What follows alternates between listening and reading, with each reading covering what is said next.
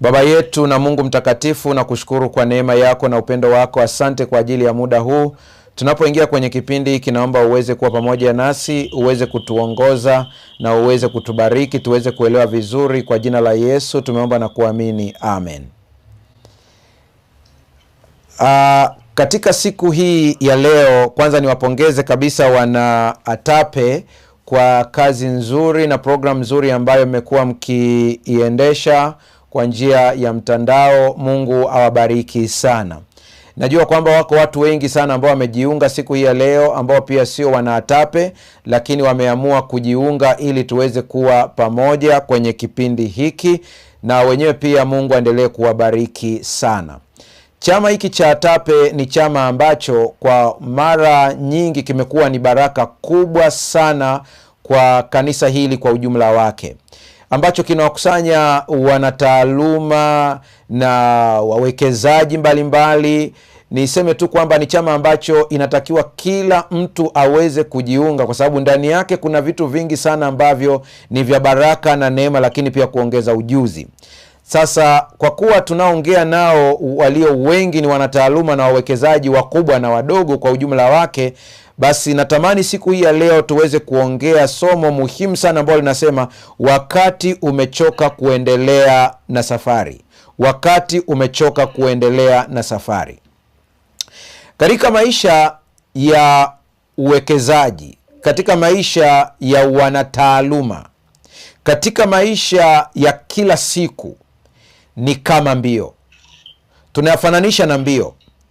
Ni mbio ambayo inatakiwa kila mmoja aweze kuandaliwa kuikubali kwamba ndivyo ilivyo. Kizazi ambacho kinakuja kwa sasa kwa kasi kubwa sana, vijana wetu, watoto wetu, wanatakiwa kuandaliwa kifikra ya kwamba maisha ni mchaka, hakuna kutulia. Nikiwa na maana ya kwamba mtu ambaye ataishi kwa uzembe angalau kwa dakika moja tu, atakuwa ameharibu maisha sio yake tu, lakini pia na kizazi kijacho. Ila kuna ukweli pia ambao natakiwa tukubali. Ukweli ya kwamba katika kupambana huku kuna kuchoka. Watu baadhi wanatafsiri kuchoka kama vile ni kuonyesha udhaifu. Hapana. Kuendelea kuchoka ndio udhaifu. Lakini kuchoka ni sehemu ya mwanadamu. Na mwanadamu anapochoka anahitaji kupewa nguvu ili aweze kusonga mbele. Tunapoangalia katika hawa ambao tunawaita kwamba baba wa imani, wakubwa wa imani, Waebrania sura ya 11 inawataja wote katika listi yao. Maana sura ya 10 inaelezea habari za kuwa na imani, lakini wanaelezea wale baba wa imani, wanatajwa wote kwa ujumla wake, ambao sura ya 12 Waebrania inatuambia ikiwa hao wote wametuzunguka sasa, hao wote ambao tumewaona, wote hao, tukishawaona wote hao, inatutakiwa sisi tuanze kuwatazama wao, tupate nguvu. Ni mashahidi wanaitwa. Ni mashahidi ambao wanatuzunguka. Kwa hiyo inatakiwa sisi tuweze kuamini ya kwamba ikiwa wao waliweza, na sisi pia tunaweza pia. Kwa unapojisikia kuishiwa nguvu mahala fulani, mtazame Yusufu. Unapojisikia kuishiwa nguvu mahala fulani, mtazame Daudi. Soma habari zake, ongea na Daudi. Unaweza kusema lakini amekufa, nitaongeaje naye? Soma katika Biblia, sikiliza habari zake zikisimuliwa. Huko ndiko kuongea naye. Unapojisikia kuchoka, mtazame Musa. Kila kitu ambacho tunakipitia kwenye maisha, hakuna kitu ambacho ni kipya. Vyote walishapitia wazee wetu wa imani. Sisi kazi yetu ni kukubali kujifunza kwao ili tuweze kusonga mbele. Sasa leo kwenye kitabu cha Mwanzo sura ya 15 fungu la kwanza, tutaangalia mambo kadhaa pale. Anasema baada ya mambo hayo, neno la Bwana likamjia Abraham katika njozi likinena, usiogope Abraham, mimi ni ngao yako na thawabu yako kubwa sana. Ambao ndio fungu letu kuu, nadhani ambao limekwisha kusomwa tayari. Neno la Mungu likamjia katika njozi. Lakini linapomjia anasema likinena, usiogope Abraham, mimi ni ngao yako na thawabu yako kubwa sana. Ili fungu unapolisoma lina ujumbe mzito ndani yake. Moja kabisa, kuna vitu ambavyo nahitaji tuvipate kabla ya kusonga huko mbele, mbali sana. Neno la Bwana linamjia katika njozi. Ndio kitu cha kwanza cha msingi. Ni mtu ambaye alikuwa anapata njozi, sio ndoto. Njozi ndio wametafsiri mtaalamu huyu wa lugha hii alivyoandika neno njozi. Ukiangalia kwenye Good News, ile Biblia ya mkoloni ya ambao kwa Kiswahili tungeita Kiswahili cha kisasa, anasema after this Abraham had a vision, not a dream. Kwa hiyo hapa anapata maono. Mtu yeyote ambaye hana maono hawezi kusonga mbele. Maono sio ndoto. Ndoto zinakuja ukiwa umelala. Maono yanakuja ukiwa macho. Maono yanahitajika kuandikwa. Kaa chini, andika maono yako.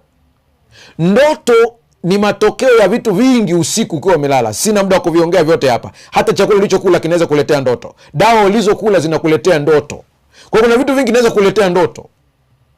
Lakini maono ni kitu ambacho kinapatikana katika hali ya kawaida. Kwa hiyo akapata maono. Lakini maono haya anayoyapata, anasikia sauti ya Bwana ikimwambia.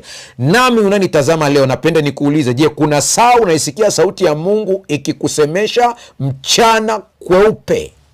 Uko umekaa ukianza kufikiria habari ya mambo yako, juu ya maisha yako. Biblia inasema baada ya mambo hayo neno la Bwana likamjia Abraham katika njozi likinena, usiogope Abraham, mimi ni ngao yako na thawabu yako kubwa sana. Huwezi kumwambia mtu usiogope ambaye ana ujasiri.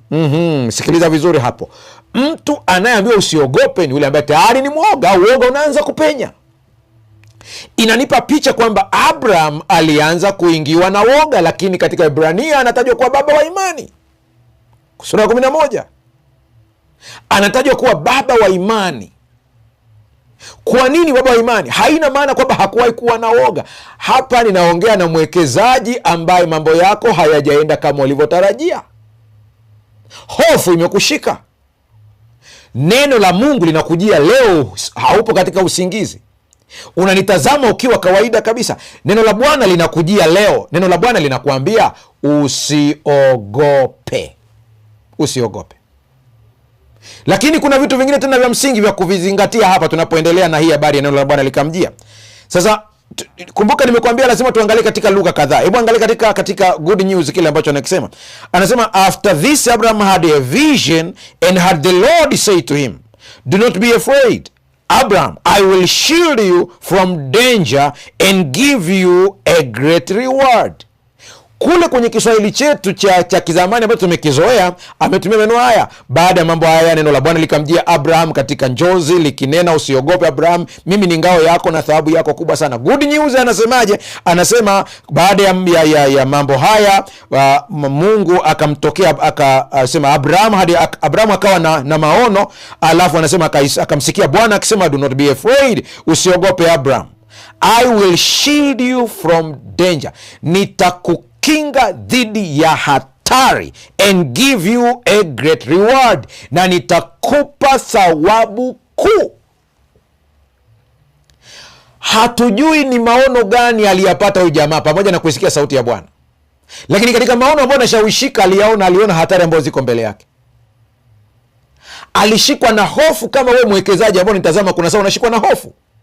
Unawaza, nitawekezaje katika mazingira yenye ushirikina kiasi hiki? Nitawekezaje katika maeneo ambayo yana changamoto nyingi kiasi hiki? Nitawekezaje? Mwanataaluma unawaza ya kwamba nitapataje ajira katikati ya watu 5,000 wanaotafuta ajira, ili hali ambao wanahitajika ni watu 5 tu, watu 10,000 tu, watu 500. Unaanza kuingiwa na hofu. Hizi ni danger, hizi ni hatari ambazo zinakujia. Leo neno la Bwana linakuambia usiogope, nitakukinga dhidi ya hatari. Good News anasema I will shield you from danger.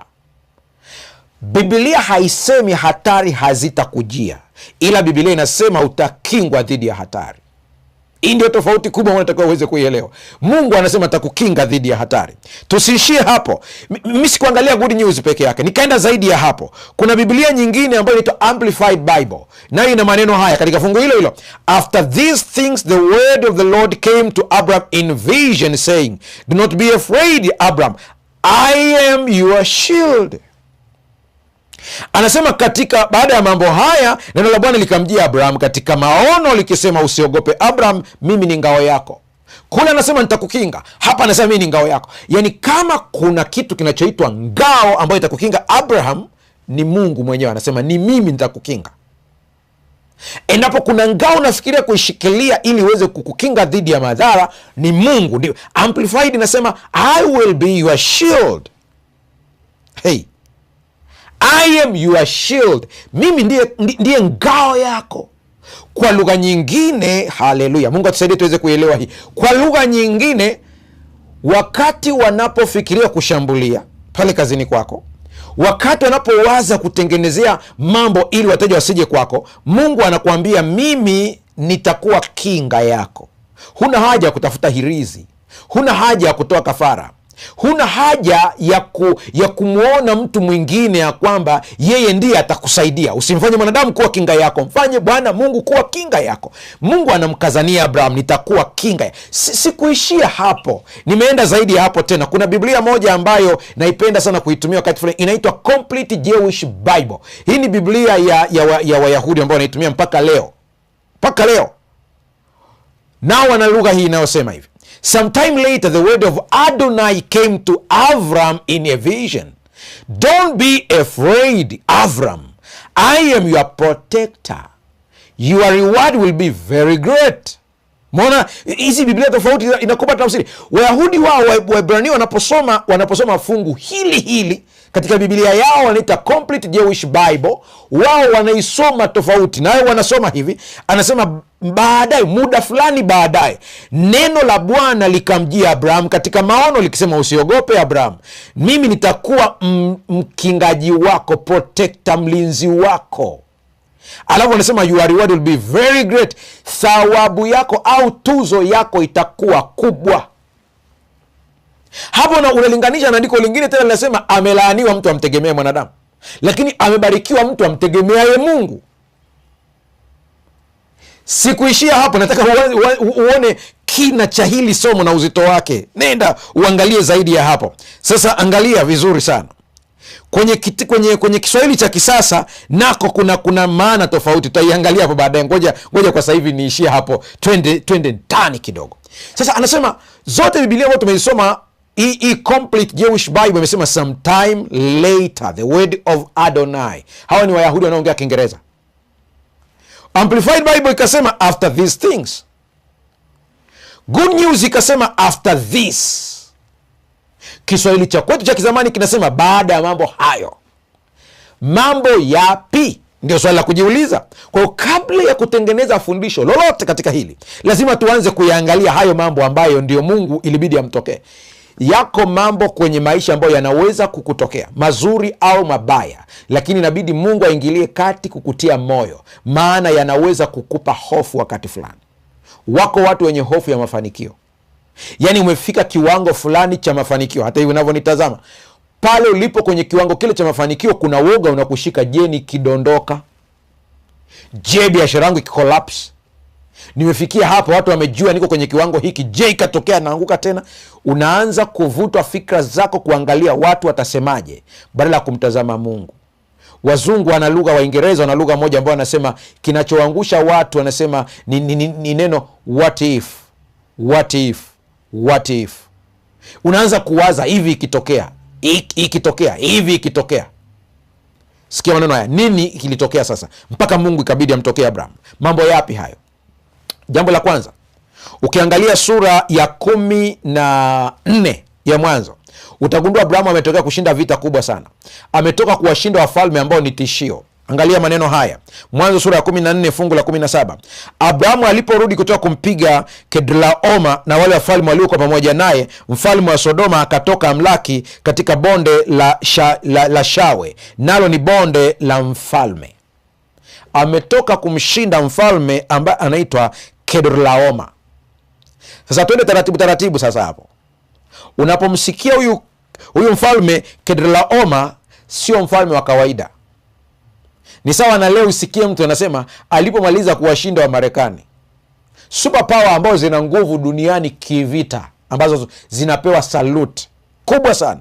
Nazitaja sio kwa ubora, nataja zote kwa ujumla wake: Amerika, Israel, Russia, China, Korea. Hizi ni baadhi tu ya mataifa. Nitakutajia wakina Ujerumani na wengineo. Lakini tishio kubwa ndio ambao nimekuambia. Ndipo utakuja kina Iran ambao ni kwa sababu ya kuwa na nuclear. Lakini mpaka sasa hivi kuna taifa moja ambalo likikoroma dunia yote ina salute. Amerika.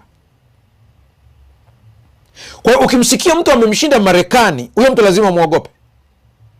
Ukisikia mtu amemshinda Russia, huyo mtu lazima muogope. Hilo taifa liogope kabisa. Ukisikia taifa limeshinda Israeli, lazima uliogope. Msidhani kwamba watu hawezi kuingilia kati vita Israeli na Gaza mpaka dakika hii tunavyoiona inavyoendelea hapo. Nani atapeleka pua yake hapo?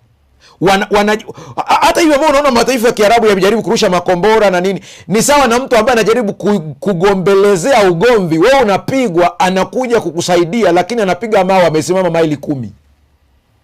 Alafu anakuambia na mimi nakutetea. Ni mataifa yanayoogopeka. Huwezi kuyagusa hivi hivi. Unafikiri kupigana nao unawaza mara mbili.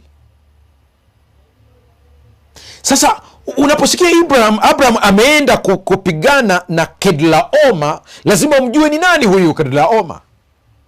Hatajui sana katika story nyingi, lakini chache leo nitakuonyesha ili ujue alikuwa mfalme tishio. Mwanzo 14 fungu la 4. Kwanza huyu bwana aliwatumikisha wafalme 5 kwa miaka 12. Sio mtu mdogo huyu. Mtu ambaye anaweza kuzitiisha nchi 12 chini ya utawala wake. Anawambia kodi mtaleta kwangu. Miaka 12 watu wameweka chini yake. 12. Sio mtu mdogo huyu.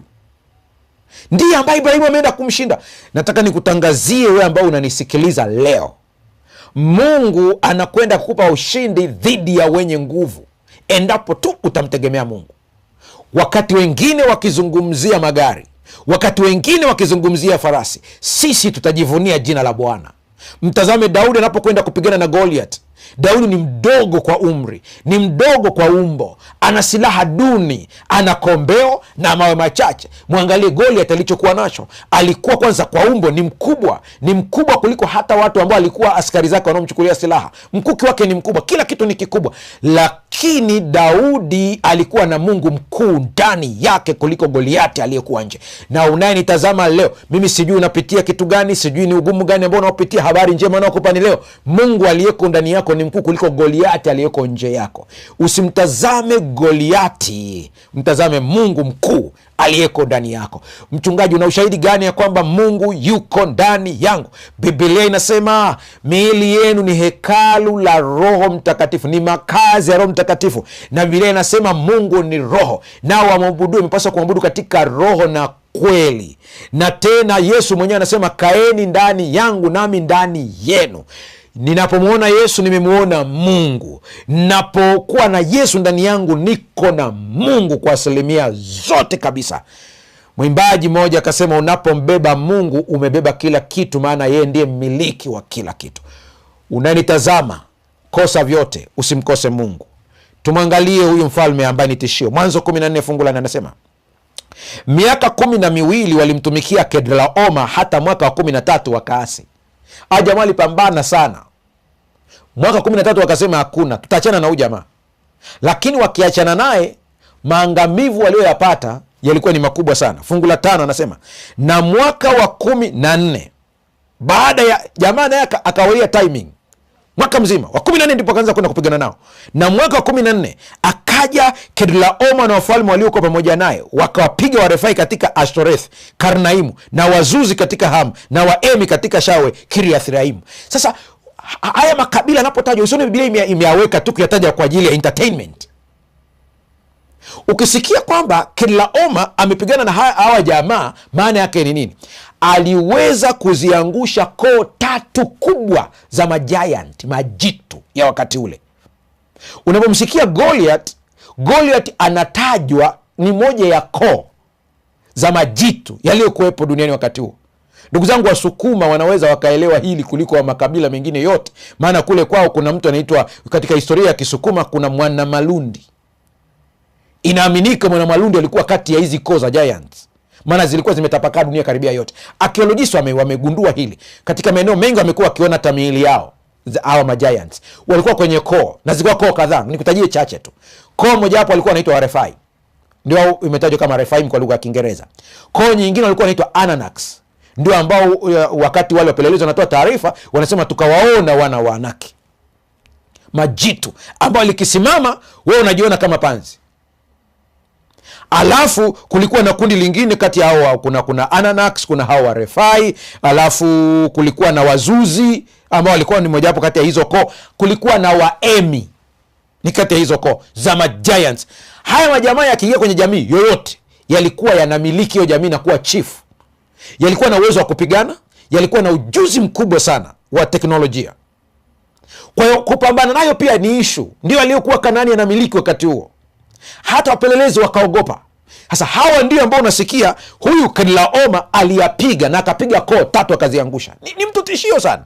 Huyu ndiye ambaye Abrahamu anakwenda kupambana naye. Nikana kwamba unauliza Abrahamu, unajipenda kweli? Unapambana na lijitu ambalo kwa umesimama mbele yake wewe unaonekana kama kipanzi. Na mwaka wa 14 akaja Kedorlaoma na wafalme waliokuwa pamoja naye wakawapiga Warefai, ukoo wenye nguvu wa Refai. Hapa katika huu ukoo ndio ametokea Goliath. Ndio maana kule unasikia yule Goliath Mrefai. Katika Ashtoreth Karnaim, na Wazuzi katika Ham, na Waemi katika Shawe, Kiriath Yearim. Hawa wote walikuwa ni katika koo za giants. Mfalme wa Sodoma akajaribu kupambana nao. Alipojaribu kupambana na Kedorlaoma, kilichompata ni miji yake kuchukuliwa, mpaka Gomora ilichukuliwa, mpaka Soari ilichukuliwa. Unapigana na mtu ambaye ameangusha magiants. Hey, Mwanzo 14 fungu la 8. Mfalme wa Sodoma na mfalme wa Gomora na mfalme wa Adma na mfalme wa Seboim na mfalme wa Bela, ndio Soari, wakatoka wakapanga vita panapo bonde la Sidim. Walishindwa. Mnakumbuka historia vizuri. Lutu akatekwa nyara. Mtu mmoja akachomoka tu kwa nasibu akamwambia Abraham, Lutu ametekwa nyara. Nani amefanya hivyo? Akaambiwa Kedorlaoma. Hata ingekuwa ni wewe usingethubutu kwenda kupambana naye. Ni sawa na wewe usikie nchi fulani imetekwa nyara, alafu nauliza nani ameteka nyara? Unasikia Russia. Alafu unaenda.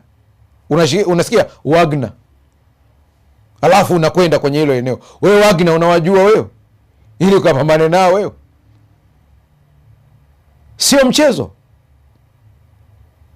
Sasa hii ni tishio. Abraham anaambiwa, Biblia inasema Abraham akachukua vijana wake. Vijana wake. Hujanielewa. Abraham akachukua vijana wake, wafanya kazi wa ndani na baadhi ya marafiki wa karibu na watu wa ile nchi ambao walimuunga mkono, wakachukua silaha zao wanaenda kupigana. Fungu la 15 kwenye Mwanzo sura ya 14 anasema akajipanga apigane nao usiku, yeye na watumwa wake. Unaona wewe una watumwa wangapi nyumbani kwako? Ukivamiwa na majambazi wanaweza kukutetea au nao wanaingia kwenye uvungu wa kitanda? Jamaa anamiliki watumishi kiasi kwamba ni jeshi la kwenda kupiga. Akawapiga, akawafukuza mpaka Hoba ulioko upande wa kushoto wa Dameski. Abrahamu alikuwa sio mtu mdogo hapa. Hakupigana mchana. Hakuna. Anapigana usiku. Anajua muda wa kupigana. Sikia nikwambie, kuna changamoto unapitia, amka usiku omba. Nitazame vizuri, nimesema amka usiku omba. Pigana usiku. Acha ujinga, pigana usiku. Kuna kitu ni tishio kwako, panga muda wa kuamka na kuomba peke yako. Sikia fungu la 16. Naye akarudisha mali zote Abraham baada ya kuwapiga jamaa akakimbia. Akamrudisha na Lutu nduguye na mali zake na wanawake pia na watu. Huyu jamaa sio mdogo huyu. Anakwenda kupigana, anarudisha mali zote. Na anamrudisha Lutu na mali zake. Kumbuka tunaangalia baada ya hayo Bwana akamtokea. Baada ya hayo matukio yote ambayo nakuambia Bwana akamtokea. Baada ya wewe kupitia mambo mazito na ukatoka kama mshindi, Bwana inabidi akutokee. Sikiliza tena nikuongezee, hii itakusaidia. Unapoona umefikia kwenye kilele au umepanda katika mafanikio ya juu, kuwa makini, kwa sababu palipo na mafanikio kuna kiumbe anaitwa kiburi anakaribia. Kuna kiumbe anaitwa kujiamini anakuja. Kuna kiumbe anaitwa hofu, na yeye yuko hapo karibu. Hawa wanatamani ukiwa pale juu, ila mmoja anaitwa hofu, yeye anatamani ukiwa mahali popote. Yani ukiwa chini yuko karibu, ukiwa juu yupo karibu, pote yuko karibu. Chunga sana unapoona umepanda sana katika mafanikio ya jambo lolote lile, katika karia yako, katika taaluma yako, katika biashara yako. Chunga sana kiburi asije. Chunga sana hofu asije. Chunga sana kujiamini kupitiliza asije. Acha Mungu ndiye awe center ya kila kitu. Awe ndiye sehemu yako. Awe ndiye anayetawala kila kitu chako. Acha Mungu awe hapo. Sikia maneno haya. Abrahamu alipomaliza kupigana hii vita, akarudisha mali na kila kitu akakirudisha, kuna vitu alifanya. Sura ya 14 fungu la 18, na Melkizedeki mfalme wa Salemu akaleta mkate na divai, naye alikuwa kuhani wa Mungu aliye juu sana. Ametoka vitani, Abrahamu anakutana na kuhani wa Mungu aliye juu, Melkizedeki. Anapokutana na Melkizedeki, kuna kitu kinafanyika. Fungu la 19, akambariki akasema, Abrahamu na abarikiwe na Mungu aliye juu sana, muumba wa mbingu na nchi. Ni kazi yetu sisi wahubiri wa Injili kuwabariki ninyi mnapotoka kwenye biashara zenu, kuwabariki ninyi mnapotoka katika taaluma zenu, kuwabariki ninyi mnapotoka kwenye mapigano na changamoto za maisha. Nami nakutamkia unanitazama, wewe unaniangalia, kwa jina lako, jitaje jina lako sasa. Mungu aliye juu sana na akubariki. Mungu aliye juu sana na akakulinde, aliye juu kuliko miungu yote inayojiita miungu. Huyu ndiye akutunzaye, huyu ndiye anayekubariki, huyu ndiye akulindaye. Usitishiwe na kelele za adui. Alipo mbariki kuna kitu ikatokea. Fungu la 20 anaendelea, ahimidiwe Mungu aliye juu sana, the most high God. Hajasema tu Mungu aliye juu, maana hata hapo kwenye anga kuna miungu pia. Soma Biblia yako vizuri. Lakini huyu anayemtaja Melkizedek ni the most high God, Mungu aliye juu sana kuliko wote. Anasema ahimidiwe Mungu aliye juu sana, aliyewatia adui zako mikononi mwako. Humsikii Melkizedek anamwambia Abrahamu, hongera kwa kuwashinda maadui zako. Una nguvu sana Abrahamu, una vijana wenye nguvu sana. Anamwambia no.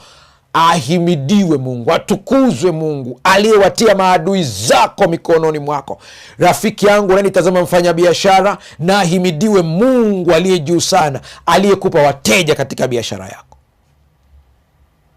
Msinishangae sana wakati fulani ninapozungumza ile kwamba kila ninapotembea duniani, katika nchi mbalimbali, katika mikoa mbalimbali, ninapokutana na wacha Mungu ambao wamefanikiwa katika biashara, wamewekeza katika biashara, moyo wangu hufurahi.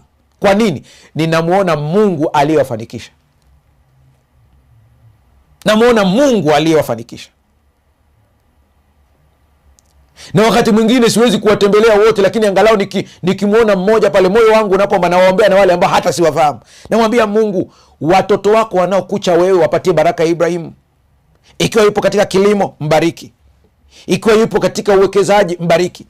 Ikiwa yupo katika ofisi, mpe neema ya Yusufu, akakubalike mbele ya bosi wake. Hili ndilo ombi langu nalo kuombea wewe leo unanitazama. Naomba uniangalie vizuri na uangalie macho yangu, utajua ninachokisema kinatoka moyoni au nina pretend. Mimi ninavyokuombea baraka unanitazama kwa njia ya Zoom, kwa njia ya television, kwa njia ya YouTube. Wewe unaniona ile mimi sikuoni. Kwa hiyo utafanikiwa kwa baraka hii, na uende hata tutaonana uso. Lakini Mungu anajua moyo wangu kwamba nafurahi nikiona watoto wa Mungu wameendelea kupanda juu. Haijalishi huko Kongo, haijalishi huko Burundi, haijalishi huko Rwanda, haijalishi huko Kenya, haijalishi huko Marekani, haijalishi huko Canada. Wewe ni mtoto wa Mungu aliye hai, Mungu aliye juu sana na akubariki. Fuatilia vizuri andiko hili, fungu la 19. Akambariki akasema, Abraham na abarikiwe na Mungu aliye juu sana, muumba wa mbingu na nchi. Fungu la 20, ahimidiwe Mungu aliye juu sana, aliyewatia adui zako mikononi mwako. Kumbe adui wanakamatwa kwanza, wanatiwa mikononi mwako. Kwa hiyo mpaka unawapiga wale adui katika ulimwengu wa roho. Nielewa, adui zetu sio watu, ni roho. Unapowapiga sio kwamba una nguvu, ila ni kwa sababu Mungu ameshawafunga kamba, amewaweka hapo, anakuambia bonda kichwa, vunja miguu. Mungu ameshawakamata, amewaleta, amewafunga pale. Shida tukitoka hapo tunajisifia sisi. Hii sentensi ikusaidie kuwa mnyenyekevu kuanzia leo. Anasema ahimidiwe Mungu aliye juu sana, aliyewatia adui zako mikononi mwako. Abrahamu akampa fungu la 10 la vitu vyote. Yaani amemaliza tu kumwambia vile, Abrahamu anahesabu fungu la 10. Kama ni mifugo aliyokuja nao, vitu vyote anasema. Kama ni mifugo aliyokuja nao anahesabu 1, 2, 3. Kufika ile ya 10 akamwambia Melkizedeki, chukua. Kama ni nguo 10, chukua. Hivi ni vya Mungu, maana wewe ni kuhani wa Mungu aliye hai. Nataka uone jinsi Abrahamu anafanya, ili hata wewe unapoenda kutoa sadaka yako kanisani kwako, unapoenda kutoa zaka yako kanisani kwako. Zaka na sadaka ni ibada. Cha pili, zaka ni kutambua aliyekupa ushindi katika biashara. Zaka unapoitoa ni kutambua aliyekusaidia katika ajira, aliyekutetea majungu ya kazini. Kazini, maofisini kuna majungu. Unapotoa zaka mshahara wako, umemwambia Mungu ya kwamba haya majungu yote umenilinda wewe. Mchungaji, una ushahidi gani? Narudia tena, angalia anapobarikiwa na Melkizedeki, alafu anasema fungu la 20, ahimidiwe Mungu aliye juu sana, aliyewatia adui zako mikononi mwako. Aliyomaliza tu, Abrahamu akampa fungu la 10 la vitu vyote. Hiki nataka kiingie kwenye akili yako, uanze kukielewa vizuri jinsi kilivyo. Utakapokielewa hiki, ndipo utaelewa kwamba hatutoi zaka tu kama force. Mimi ndio maana hata wakati mwingine naposikia watu wanatoa zaka kwa vitisho, kwa kutishiwa, kwamba mtachomwa moto, hiyo zaka yako haina kazi. Mungu hataki umtolee zaka na sadaka kwa vitisho, kwa uoga. Mungu anasema nitambue kwanza kwamba ndiye nimekupa hizo. Zaka inatolewa na mtu mwenye utambuzi tu. Kama huna utambuzi, usitoe zaka, utakuwa umefanya tu mchango. Ukitambua kwamba aliyekupa hiyo ni Mungu, utafanya kama Abraham. Baada ya hayo matukio yote, turudi fungu letu la kwanza, sura ya 15. Baada ya mambo haya neno la Bwana likamjia. Yaani baada ya matukio yote haya, uende kwa Abrahamu akakaa, akawaza, akasema nimepiga vita vizuri, nimepambana na watu, Bwana amewatia katika mikono yangu. Naongea kibinadamu sasa hapo. Nimesoma ile story yote, sijaona popote anaposema kwamba Kedlaoma aliuawa na Abraham. Huenda uoga ukamjia Abraham, huyu jamaa akinifuata tena itakuwaje? Huyu jamaa ambaye nimemnyang'anya mali zote hivi, akija itakuwaje? Hujawahi kushikwa na uoga baada ya kushinda jambo fulani? Nimenyamaza kidogo ili uendelee kutafakari. Baada ya yote hayo, Mungu anakujia tena na kuambia, usiogope mwanangu, usiogope. Mimi ni ngao yako na thawabu yako kubwa sana. Turudi good news. Anasema after this Abraham had a vision and had the Lord say to him, do not be afraid, Abraham. I will shield you from danger and give you great reward. Mungu anakuambia kuna hatari zitakujia, lakini bado anakuambia nitakulinda. Wakati hofu ikikushika ya huenda Kedlaoma atakuja tena katika maisha yako, ya kwamba huenda yule bosi ataendelea kukuwinda, ya kwamba hasara zinakuja kwa sababu mtikisiko wa kiuchumi, ya kwamba dola imepanda sana, unaogopa utaendaje China, utaendaje Uturuki, utaendaje India kufungasha nguo. Hayo yote yanapokuja kama hofu, Mungu anasema nitakulinda dhidi ya kila aina ya hatari unayoiona. Inaitwa hasara, inaitwa kufukuzwa kwenye frame uliyokodisha, inaitwa kuingia hasara ya aina yoyote. Mungu anasema nitakulinda. Mimi nitakuwa ndiye ngao yako na thawabu yako itakuwa ni kubwa sana. Nampenda Abraham. Na ndugu zangu mnaonitazama sasa hivi hapa, kati ya vitu vinavyotufanya tusisonge mbele vizuri, tusifanikiwe kiroho, Maana kila maisha yetu sisi ambao tunamjua Mungu ni ya kiroho. Iwe ni biashara yako, ujue kwamba ni ya kiroho. Kuna sababu bosi anakushambulia, hana shida na wewe, ana shida na ile nguvu ambayo iko hapo, ni ya kiroho. Kuna kitu ambacho roho chafu ndani yake inaona kwako. Kwa hiyo ndio maana mashambulizi yanakuwepo. Ona katika mtazamo wa kiroho. Biashara yako ni ya kiroho. Kila kitu ni cha kiroho. Sasa sikiliza hapa sasa. Katika vitu ambavyo vinatushinda sana, ambavyo natamani wewe ushinde leo, hicho kitu ukishinde, kisikushinde, ni kuwa mkweli mbele za Mungu. Unadhani kumwambia Mungu nimeogopa ni kujidhalilisha au ni kutokuwa na imani? Unasahau ya kwamba Mungu tunayemtumikia anasoma moyo. Kwa hata kama ukijidai hujaogopa, lakini umeogopa, anajua. Abrahamu aliposikia stori hizi zote akawa mkweli kwa Mungu. Mimi nayeongea na wewe hapa, usije ukadhani kwamba mchungaji anatubiri hivi, huenda yeye hapitii changamoto na mimi niko duniani. Lakini ukweli uko hivi, pale ambapo na mimi nasikia kuna kitu kimetokea kwenye maisha yangu, hofu imenishika, nashindwa nitafanya nini, na kuwa straight kwa Mungu. Mimi simfichi Mungu, naambia straight, hapa nimeogopa. Na ndipo namsikia akinisemesha akilini, usiogope. Na pale ambapo ninaona kwamba kana kwamba Mungu amechelewesha ahadi fulani ambayo ameniahidi mimi, huwa mimi simfanyii Mungu nafiki. Namwambia straight, uliniahidi hiki, mbona hakitokei sasa? Wakati hofu inaponishika ya kucheleweshewa ahadi ya Mungu, siwi mnafiki kwa Mungu. Angalia kitu ambacho Abrahamu amekifanya hapa, na wewe uwe mkweli mbele za Mungu. Fungu la 2 Mwanzo 15. Abrahamu akasema, Bwana Mungu, utanipa nini? Nami naenda zangu hali sina mtoto, na atakaye miliki nyumba yangu ni huyu Elieza Mdameski. Wanaongea na Mungu. Mungu anambia nitakuwa ngao yako, nitakulinda dhidi ya hatari na vitu kama hivyo. Mwisho Abrahamu anamwambia, umenipigania ni kweli kabisa dhidi ya maadui zangu, nimeshinda, nimerudi na mali nyingi tu, hata zaka nimetoa kwa Melkizedek, nimefanya kila kitu. Lakini Abrahamu akamwambia Mungu, mimi niwe mkweli kwako, sina raha moyoni pamoja na mali zote hizi. Sina raha kwa sababu nikiwaza ya kwamba atakaye rithi mali zangu zote ni mgeni niliyempa cheo cha kuwa mkuu wa watumishi, ni mtu kutoka Dameski anaitwa Elieza. Hilo jambo halinipi raha, sijisikii furaha ninapoona hayo yote.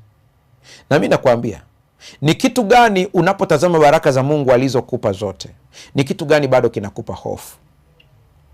Ni kitu gani ambacho ukikitazama huna furaha tena?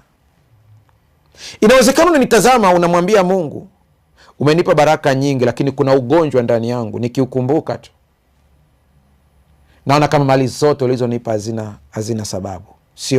Sioni furaha ya kuzienjoy. Sioni. Mimi sijui, wewe unajua unanitazama. Na unavyoona naongea na wewe hivi, sio mimi ninayeongea na wewe. Mungu ameamua kuletea hili neno ili lilete badiliko katika maisha yako. Kuwa mkweli, mwambie Mungu, kiukweli najisikia tofauti, nisaidie. Fungu la 15 anasema, maana nchi hii yote ina Mungu ndiye anamwambia sasa. Tuanzie fungu la 14, samahani. Fungu la 14. Baada ya kuongea Bwana akamwambia maneno haya. Fungu la 14. Bwana akamwambia Abraham alipokwisha kutengana na Lutu, inua sasa macho yako ukatazame kutoka hapo ulipo, upande wa kaskazini na wa kusini na wa mashariki na wa magharibi. Maana nchi yote uinayo nitakupa wewe na uzao wako hata milele. Kumbe hapo nyuma Mungu alishamwahidi. Kabla ya sura ya 15, sura ya 13 Mungu alimwahidi kwamba nitakupa nchi na wazao wako wote. Ndio maana namkumbusha Mungu, anambia ile ahadi iko wapi? Mbona hujaitimiza? Na muona Elieza ndiye ambaye ataweza kurithi nyumba yangu.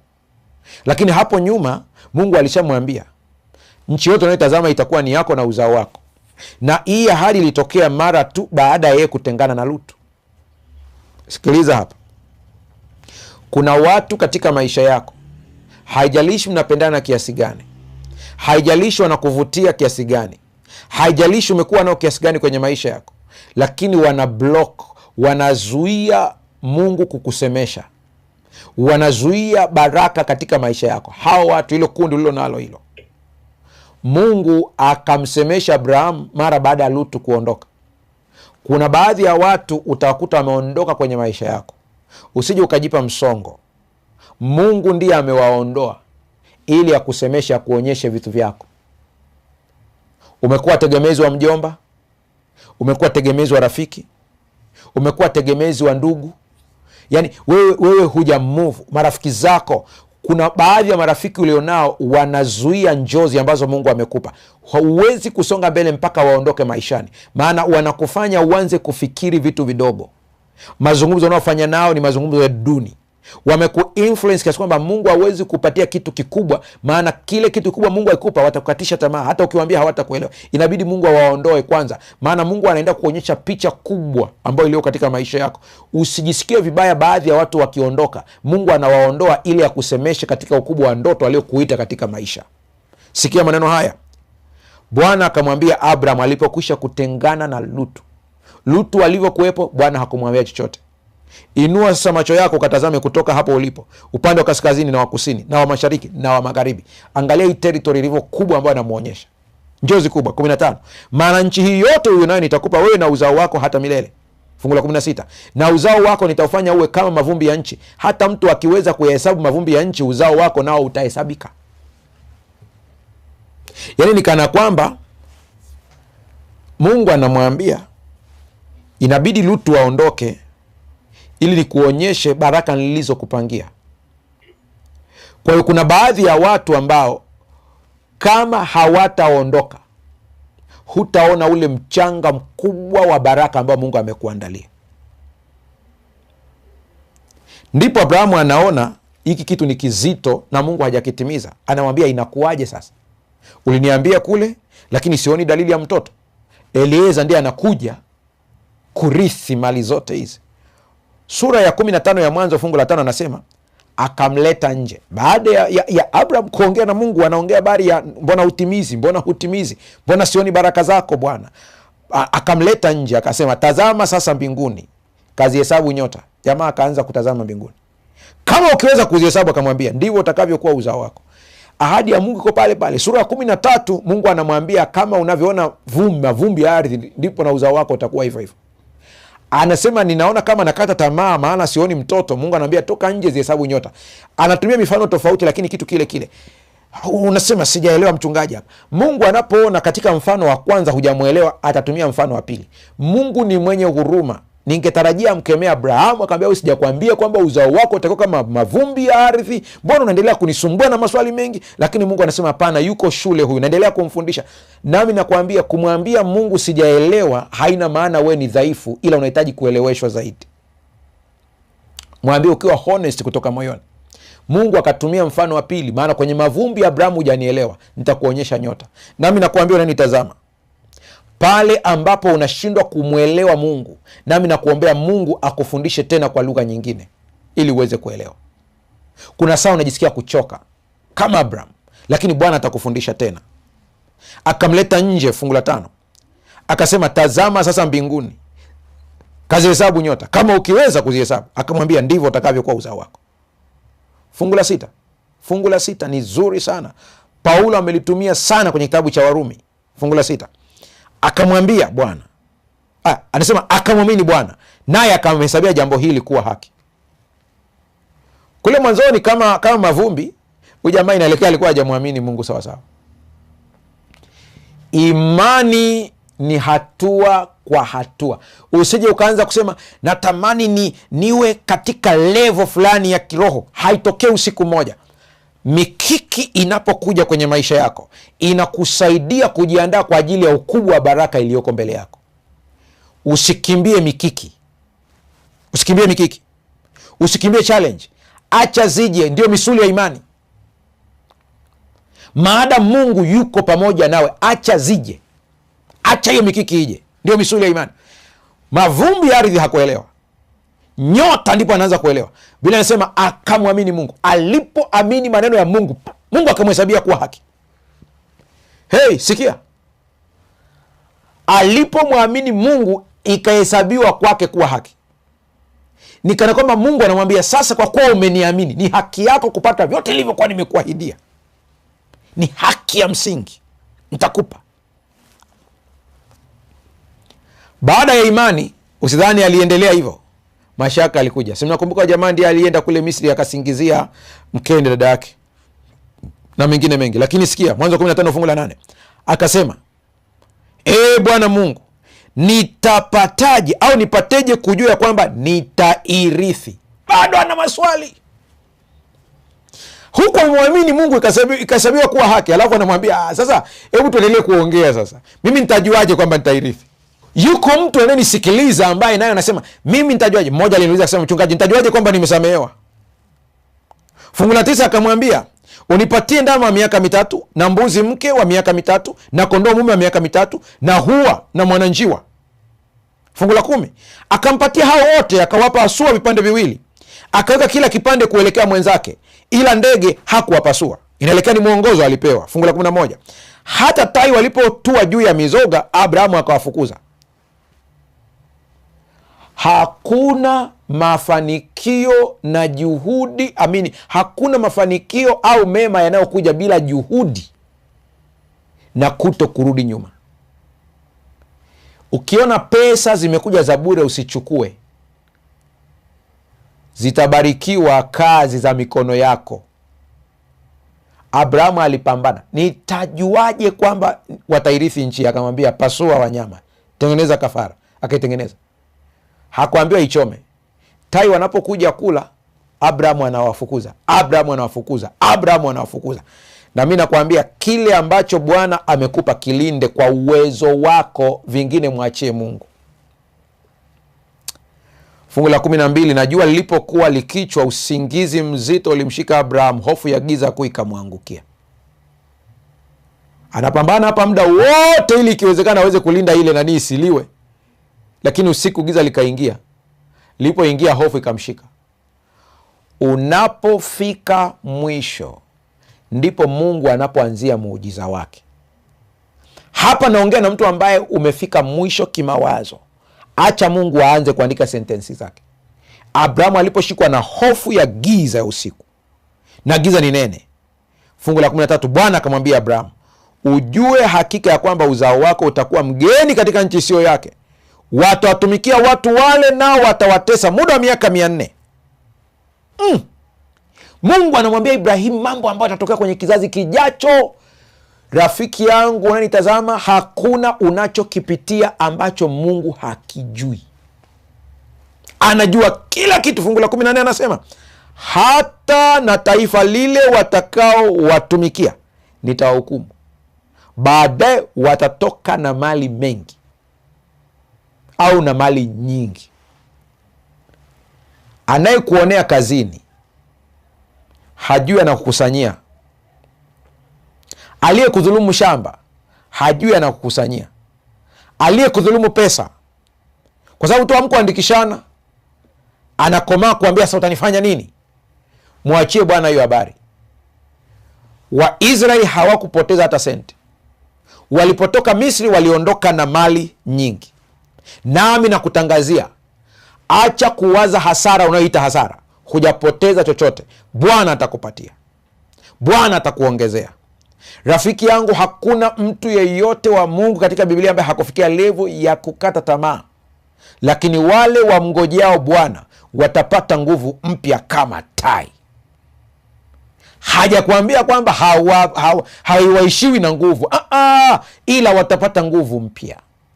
Nami nakutangazia wewe ambaye umepitia changamoto zote za kibiashara, za ndoa yako, za afya yako, mngojee Bwana, usikate tamaa, utapata nguvu mpya. Petro alipitia uzoefu kama wa kwako. Katika Luka sura ya 5 fungu la 3 anasema, akaingia katika chombo kimoja ndicho cha Simon, akamtaka akipeleke mbali kidogo na pwani, akaketi akawafundisha makutano ali chomboni. Pointi muhimu hapa. Ukiona Bwana anahitaji kutumia chombo chako, ni kwa ajili ya faida yako. Vyombo vilikuwa vingi wakati ule pale, lakini hapa Bwana anahitaji chombo kimoja cha Petro peke yake. Ndicho ambacho anakihitaji. Sikiliza vizuri hapa. Akaingia katika chombo kimoja, ina maana viko vingi, ndicho chake Simon, akamtaka kipeleke kidogo na pwani. Kuna wakati Bwana atahitaji muda wako kwa ajili ya kazi yake. Ukimwambia sina muda, hasara ni ya kwako, maana anahitaji atumie chombo chako. Kuna wakati Bwana atahitaji ujuzi wako kama mwanataaluma. Ni mainjinia mnanitazama hapa. Kuna saa Mungu atahitaji ukachore michoro kwa ajili ya kujenga makanisa. Mungu anahitaji utumie ni chombo chako. Mungu anahitaji akitumie. Acha habari ya kuanza kuambia mtanipa shilingi ngapi nikichora hii, nikifanya usanifu wa hili jengo. Acha na hiyo habari. Ni Bwana anahitaji utumie taaluma yako. Kuna wakati Bwana atahitaji kutumia akaunti yako. Kuna wakati Bwana atahitaji kutumia wallet yako, fedha yako. Ile fedha anapohitaji kuitumia ni kwa ajili ya faida yako wewe. Acha kumwambia Bwana maneno. Petro aliposikia Bwana anahitaji kutumia chombo chake, pamoja na kwamba alishindwa cha kufanya, akamwambia kipeleke mpaka mpwani, akakipeleka. Fungu la 5. Kwanza ukisoma tu hayo mafungu yanayofuata, ndipo baadaye akamwambia shusha nyavu. Baada ya kumaliza zoezi lote, sema shusha nyavu. Petro akamwambia, fungu la 5, Simoni akajibu akamwambia, Bwana mkubwa, tumefanya kazi ya kuchosha usiku kucha tusipate kitu, lakini kwa neno lako nitashusha nyavu. Sikiliza vizuri hapa. Kwa neno lako nitashusha nyavu. Sijui umeteseka usiku kucha kiasi gani. Unanitazama, kila unachokifanya hakiendi. Bwana anahitaji aweze kutumia chombo chako. Baada ya hapo anakuambia shusha nyavu. Petro, nisikilize vizuri hapa kabla sijafunga somo hili. Petro anaambiwa ashushe nyavu muda ambao sio wa kuvua samaki. Wavuvi hawavui mchana. Ukiona ambao wanavua mchana ni watoto wadogo wanaotumia ndoano. Lakini wavuvi wa kibiashara wanavua usiku, wanatega mitego yao wakati wa usiku. Na anasema tumeshusha nyavu, hatujapata chochote usiku mzima. Yaani kwa lugha nyingine, ikiwa usiku tumekosa, leo tupate samaki mchana kweupe. Samaki hawa hapo hao. Hawatakimbia hao.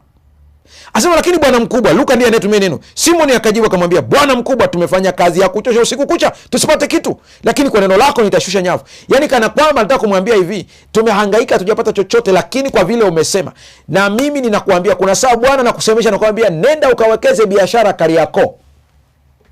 Alafu unakuja kumwambia Bwana, nimehangaika sana Kariakoo sijapata kitu, nitarudije tena hapo? Kazi yako ni kumwambia Mungu ukweli. Kumbuka Abrahamu alikuwa mkweli, Petro naye anakuwa mkweli pia. Anamwambia tumekesha usiku kucha. Sema ninashusha nyavu sio kwa sababu najua nitapata samaki, ila kwa sababu wewe ni Bwana mkubwa. Anayekuamuru ni Bwana mkubwa, ni master. Mimi sijui naongea na nani ambaye umejaribu mara kadhaa ukaona hasara. Hii ni zamu yako kusikiliza hili. Bwana anasema shusha nyavu. Mimi sijui naongea na nani ambao umepambana sana kule shuleni, kila wakati GPA ni mbaya, unashuka tu kimasomo. Bwana anasema shusha nyavu. Sijui naongea na nani ambaye form 4 umefeli, unafikiria kurisiti mara kadhaa pia nako umefeli. Bwana anasema shusha nyavu. Shusha nyavu. Naongea na mtu ambaye umekata tamaa kwenye ndoa yako, usikimbie, shusha nyavu tena kwa neno la Bwana, shusha nyavu. Petro aliposhusha nyavu alitoa samaki wengi mpaka kabidi atoe ishara kwa watu walioko pembezoni ili kuambia waje wamsaidie. Na mimi nataka nikuambie hivi, kile ambacho Bwana amekiandaa kwa ajili yako utashindwa hata kukibeba. Lakini kabla hajakupa inabidi akuandae kwanza. Petro alipoona ile zoezi akapiga magoti akamwambia, ondoka kwangu mimi ni mwenye dhambi. Maana aliona tukio hili la kimungu sio la kawaida. Unayenitazama, usiangalie uzuri wa akili yako, usmati wako, hekima zako. Usiangalie mtaji wako, uwe mkubwa uwe mdogo. Usiangalie watu walio kuzunguka wanaweza kusaidia au hawawezi. Muangalie Bwana, ili mambo yatakapoenda vizuri Bwana ndiye ainuliwe. Unapofikiri kukata tamaa, Bwana anakwenda kukuinua. Chama cha ATAPE ambao ndio umeandaa program hii, nataka niwatie moyo. Mnapoona ATAPE inakumbwa na misukosuko mingi na changamoto nyingi, baadhi ya maeneo huenda mnakwenda hamkubaliki, baadhi ya wanachama huenda hawalipi ada zao kwa wakati, kuna wakati mnaona kama vile wanawakimbieni, chama hakitakufa. Bwana atawaleta watu sahihi, mtasonga mbele. Alipoondoka Lutu, Mungu akamsemesha Abraham. Kuna baadhi ya watu itabidi waondoke ili Mungu aweze kukisemesha chama. maono makubwa. Mungu abariki sana. Na kwenda kuomba sasa, yale maono yako yalete mbele za Bwana. Shusha nyavu. Shusha nyavu tena, wala usikate tamaa. Shusha nyavu zako leo. Tembea kwa imani. Isaka anazaliwa katika maisha yako. Mtoto wa ahadi anazaliwa katika maisha yako sasa. Wala usikate tamaa. Afya njema inakuja. Wakati mwingine Mungu atakupa ushindi na nguvu ya kubeba msalaba. Wakati mwingine mwiba hautaondoka kama alivyokuwa Paulo, lakini neema ya Mungu itakuwepo kusaidia huo mwiba hautakudhuru. Wakati mwingine atauondoa mwiba. Wakati mwingine atakwambia nakuja kuongezea misuli ya kubeba. Hautakuumiza. Mimi sijui ni kipi kwako, ila nakutangazia habari njema. Shusha nyavu. Tunapokwenda kuomba sasa, popote unaponitazama, yale mambo mazito ambayo unaona ni mazito kwako, yalete kwa Bwana sasa. Yalete kwa Bwana sasa. Yalete kwa Bwana sasa. Hebu tuombe. Baba yetu na Mungu mtakatifu, ninamleta kila mmoja aliyetazama kipindi hiki. Wakati anapokata tamaa, wewe unakuja kuingilia kati. Yuko ambaye ananitazama amekata tamaa juu ya ndoa yake. Ndoa iko ICU, inapumulia mashine. Naomba ukaipe uhai tena. Yupo ambaye anatazama anatafuta mwenzi wa maisha, hana hiyo hekima ya kumtambua. Wanaokuja siku zote ni wale ambao wanamsumbua tu. Baba, naomba ukampe nguvu ya kutambua aliye sahihi na ukamlete katika maisha na akatambue ndiye huyu. Mpatie hekima ya uchaguzi kwa mwenzi wa maisha. Mfalme wa amani, ninaomba kwa ajili ya wafanyabiashara ambao wanapitia changamoto za kiuchumi. Wengine katika biashara zao kuna nguvu za giza ambao zinashambulia biashara zao. Pesa zinapotea katika mazingira tata, na wanashangaa wameweka pesa lakini zimepotea. Nami ninawaombea baraka na ulinzi. Wewe umemwambia Abraham, wewe Mungu utakuwa ni ngao yake. Nami nakuomba ukawe ngao kwa wewe ananitazama sasa. Ukalinde mali zake, ukalinde fedha yake, yeyote asiguse, kwa jina la Yesu Kristo. Kwa mamlaka ya jina la Yesu tunakemea nguvu zote za giza katika biashara, nguvu za giza pale kazini, katika ajira, kila aina ya ugomvi na msongo wa mawazo vikaondoke.